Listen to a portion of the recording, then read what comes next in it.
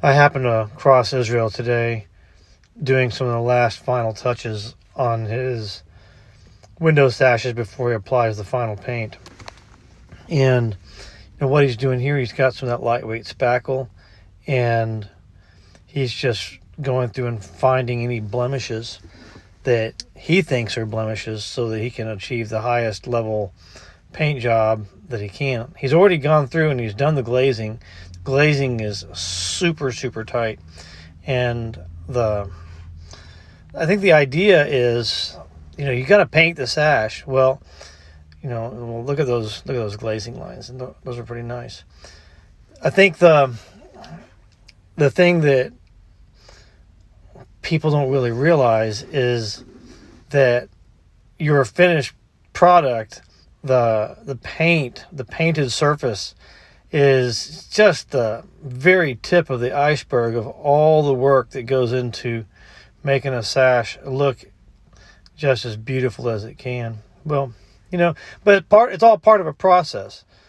And right now this is part of a process, and when he finishes spackling this one, he's going to go over here, he's going to put it in a rack, and he's going to grab another one. See we've got these alligator teeth over here that we use to shelve everything, and I think these are the ones that these right here are the ones that he's already spackled. He's letting them dry, and these are the ones he has yet to spackle. And when he does it, he goes through, he's going to spackle it, he's going to bring it over in a second, he's going to put it in the stack. Well, he's got a systematic approach to doing all of these, and the first one he did is going to be, the first that he's going to go back to, because that's going to be the first to dry. And he's following systems like that are just, there's just, what they are is the culmination of just years and years of experience of eliminating unnecessary movements, adopting only movements that are absolutely necessary. And he's just gotten really good at, becoming really, really, really fast and good.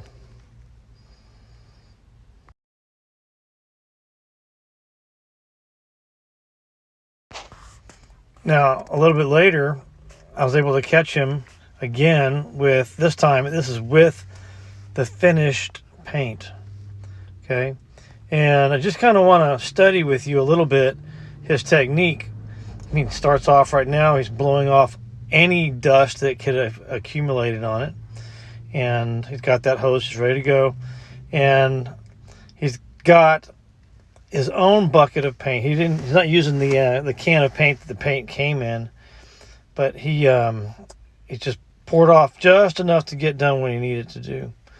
And this is his second coat on here, and it's green, so it's kind of hard to see. I want to get some shots in here, and you can really see, what he's doing. But notice, first thing I want you to notice is what he's painting first. Okay, see how he lays the paint up on there, and he's not worried about getting it all up to the glass yet.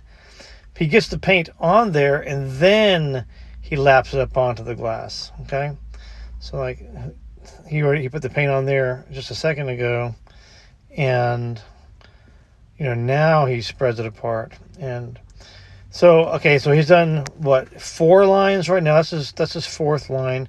He's going to go do a 5th line. See how he just puts that paint up on there? You can see how it doesn't reach the glass yet, but once it's on there, then he'll spread it up, he'll push it up onto the glass, and he's very, very fast at it, as you can see. Now, he's going to have some excess on his brush here, and I think the next thing he's going to do is paint it. He's going to flip it, right? Well, that's the way we do it. That's the wood window makeover method of painting a sash. We only paint in the down position, but I see what he's doing. See, he is going ahead, and while he's got an opportunity, he's going to paint that bottom of the sash there. Okay, and it's interesting to see because he went halfway up the first pass, and now he's doing the other half. and then I guess he's going to blend them over in the middle there.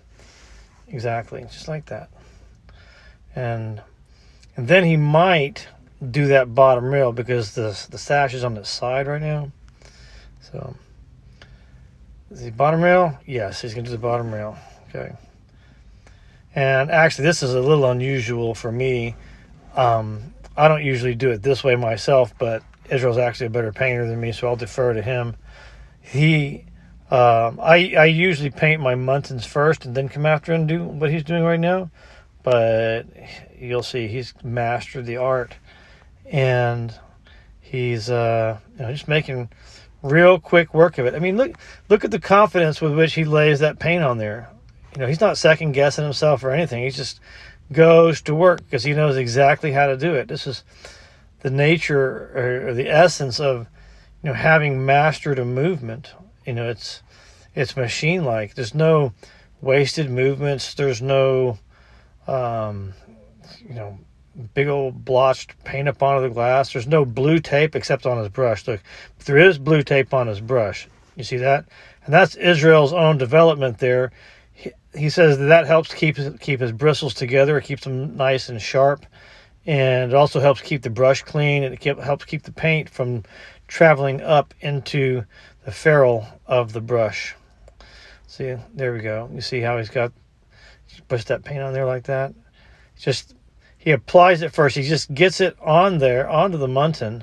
And then once it's on there, then he spreads it back up. Then he spreads it up. So, yeah, I really enjoy watching him do this work. So, now we're not gonna watch him paint the whole entire sash. I just wanted you to see his technique and see how he's got the brush so that the material is flowing out into the down position every single stroke like that. So that's the wood window makeover technique right there. That's the way that I teach how to paint a sash in that position, just like that. So Israel started working with me back in 2008, and I think he's about got it down.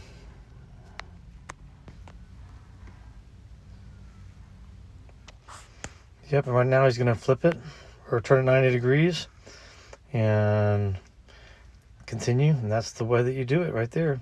Always painting in that down position. Good job, Israel.